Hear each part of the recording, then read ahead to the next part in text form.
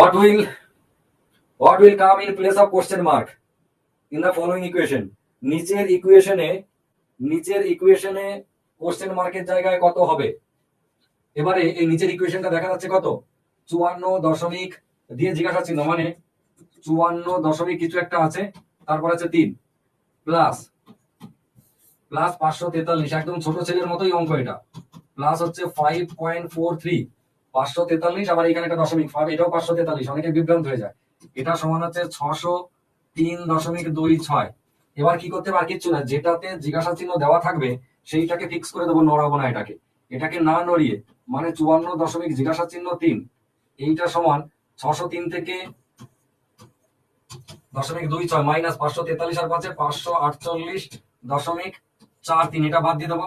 এটা থাকবে কত 548 50 2 3 2 50 52 54 54.83 আর 3, এইটা রইল বিয়োগফল। এবারে বাঁদিকে খেয়াল করে দেখুন, 54 দশমিক জিজ্ঞাসা চিহ্ন 3 যদি থাকে, তাহলে এক্স্যাক্টলি জিজ্ঞাসা চিহ্ন জায়গায় কত আছে?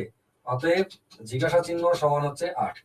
সিম্পল ক্লাস 2 এর মতো অঙ্ক এটা, যে যাকে জিজ্ঞাসা চিহ্ন দিয়ে ভরা আছে, যে ভদ্রলোক, এই যে একে নড়ানো যাবে না, একে না নড়িয়ে কাজ চালাতে হবে। বাকিদেরকে ট্রান্সফার করে দিলাম, ক্যালকুলেশন করে দিলাম, সব হয়ে গেল। তাহলে জিজ্ঞাসা চিহ্নের জায়গায় কত হবে? 8 হবে।